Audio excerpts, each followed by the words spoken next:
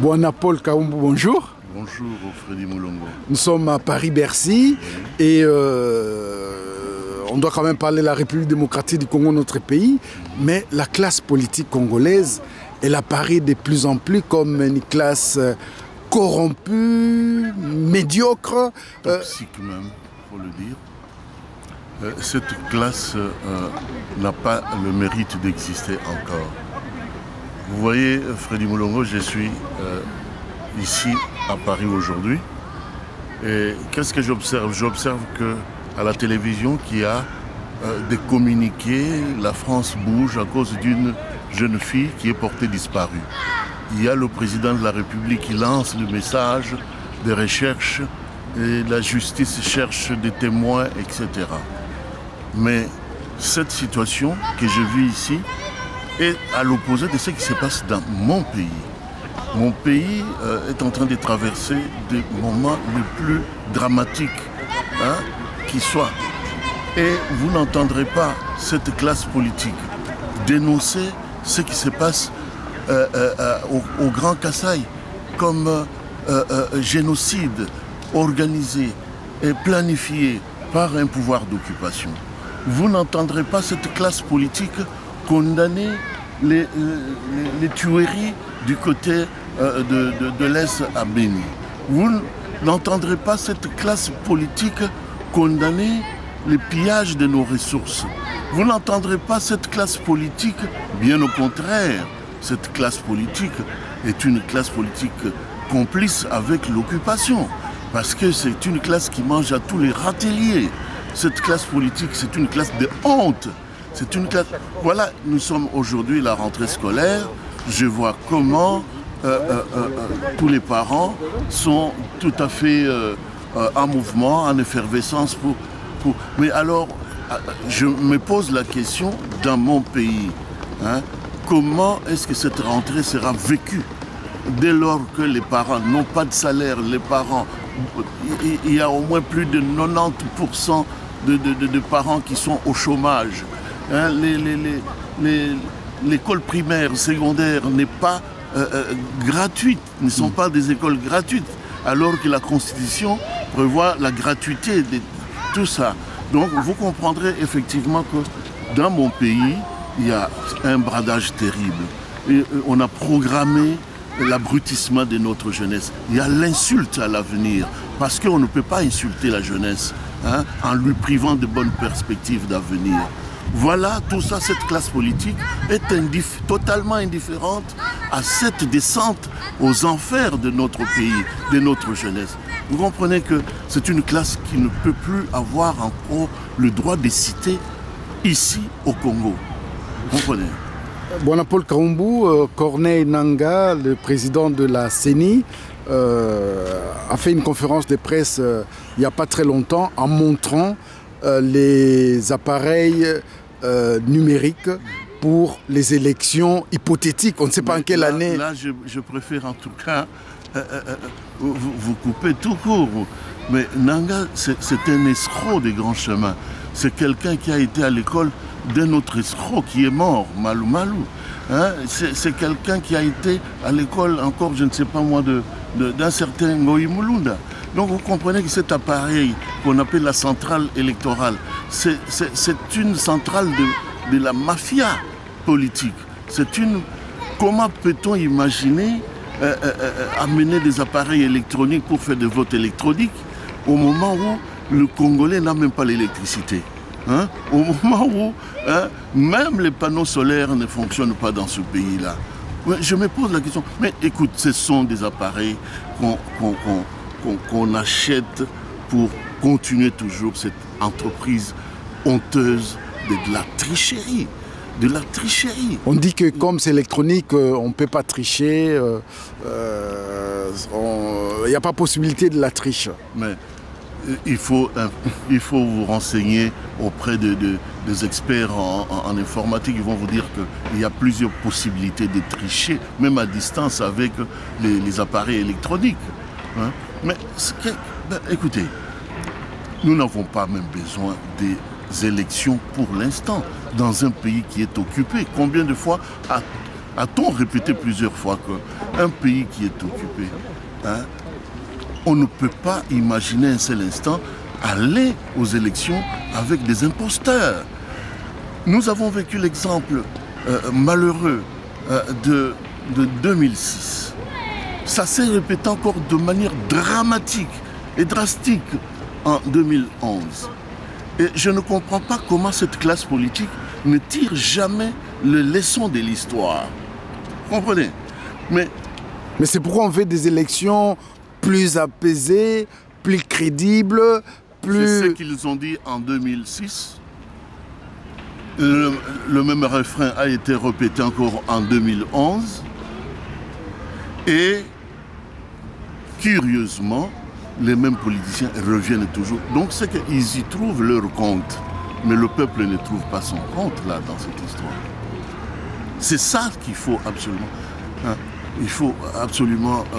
il y a plus de 40 millions de Congolais qui se sont enrôlés. Et je crois que tous les politiques ailleurs... Ce ne sont pas des Congolais qu'on a enrôlés. Comment peut-on enrôler les Congolais? À quel signe distinctif allait-il carrément identifier les Congolais? Les Congolais n'ont pas de carte d'identité. Hein? Je ne peux pas imaginer un seul instant qu'on puisse enrôler des millions de personnes à l'Est, alors qu'à l'Est, on a décimé des millions de Congolais. Il y en a qui ont déserté d'ailleurs leur milieu de vie. Tu comprends? Mais ce qu'on a enregistré là-bas, c'est toujours les Rwandais, les Tutsis extrémistes et tout ça et là qui veulent absolument repeupler des villages où les Congolais ont déserté pour continuer leur entreprise de pillage et de spoliation sur d'autres territoires. Hein? Donc, vous comprenez mon ami Mulongo, il ne peut pas y avoir pour l'instant des élections. Les élections auront lieu lorsque la résistance congolaise prendra les choses en main, mais pas avec ce régime. Un régime de honte, un régime... D'ailleurs, c'est un pouvoir qui n'est pas congolais. Mais les Congolais, il y en a qui font semblant ou quoi? Ce pouvoir-là, c'est un pouvoir de Kigali. Celui qui est à la tête de ce pays-là, c'est un proconsul de Kigali. Même le gouvernement qu'on appelle le gouvernement Tshibala, c'est un gouvernement qu'on a carrément élaboré à partir de Kigali. Hein? Mais c'est un gouvernement issu quand même de l'accord de la Saint-Sylvestre. Mais ces accords, c'est une escroquerie politique. En fait, c'est purement et simplement une escroquerie politique. Hein? Il y a eu Genval. À Genval, j'ai dénoncé cette histoire de Genval.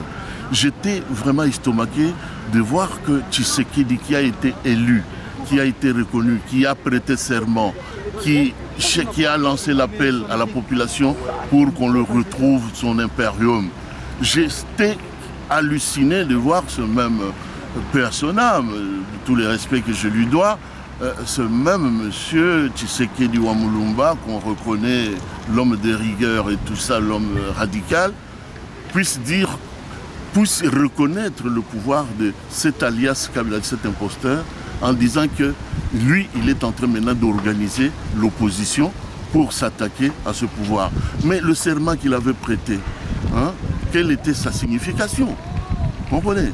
Parce que là, il faut quand même que tous les acteurs politiques dans notre pays soient quand même corrects pour ne pas désorienter notre jeunesse. La jeunesse ne comprendra pas comment Tshisekedi pourrait reconnaître une défaite dont lui n'a pas été responsable.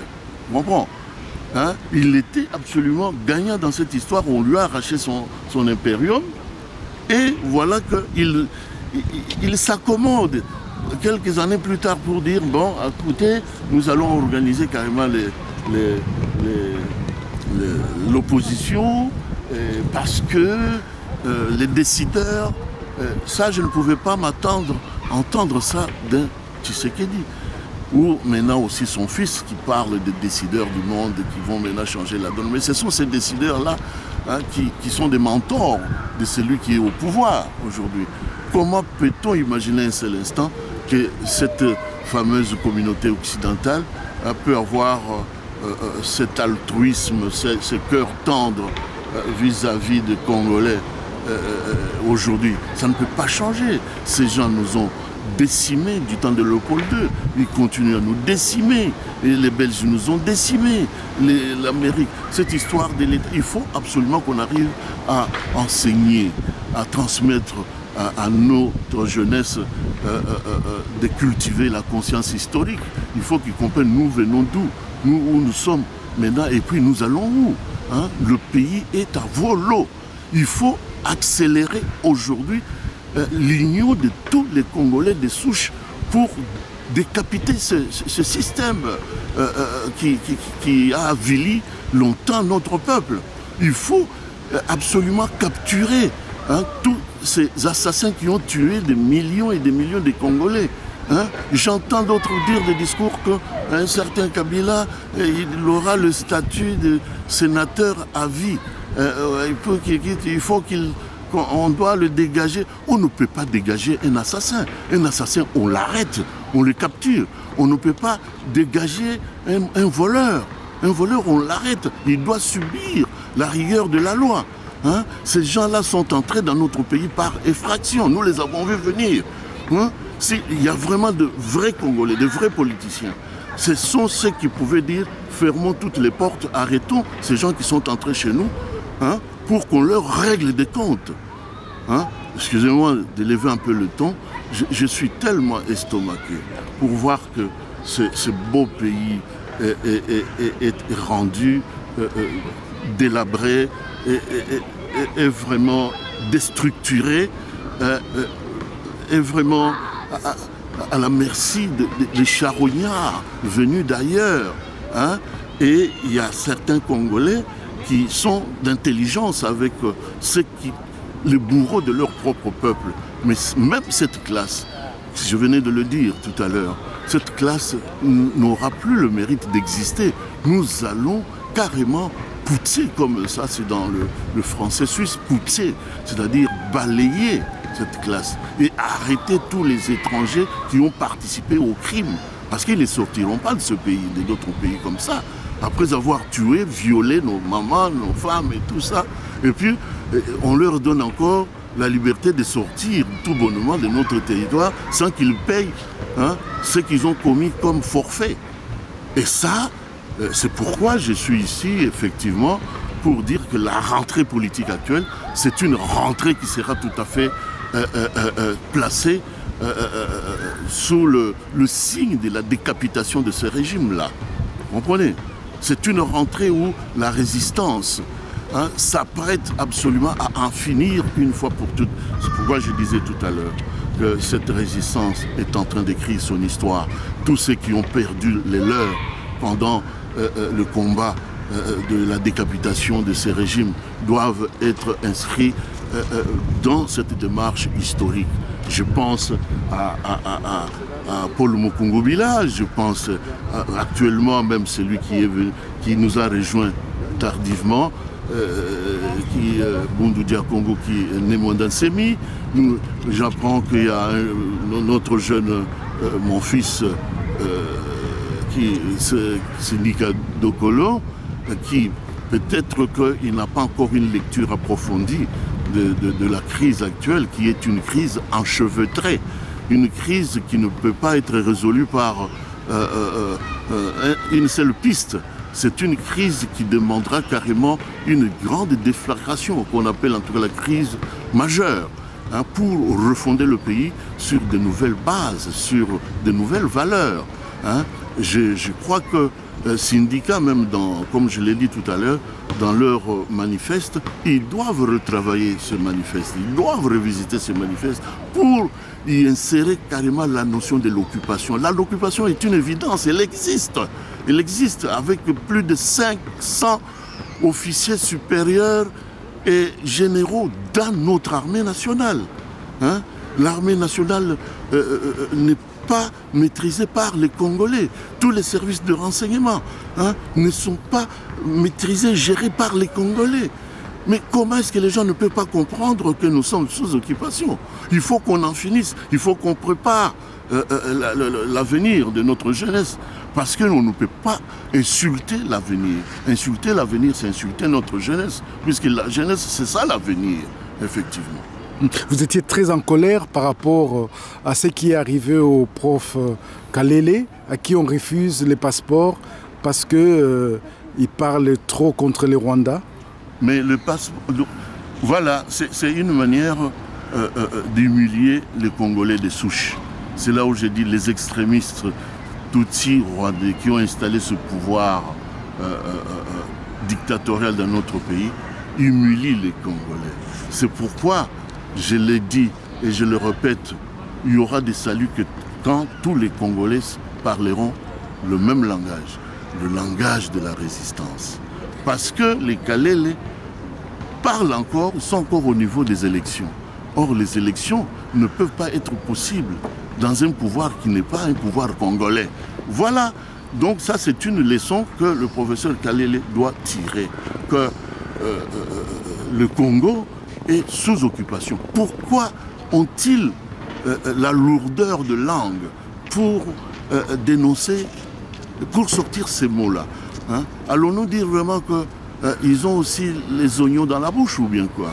Je connais... Mais le fait qu'on lui refuse son passeport... Il a la langue dans la poche, oui.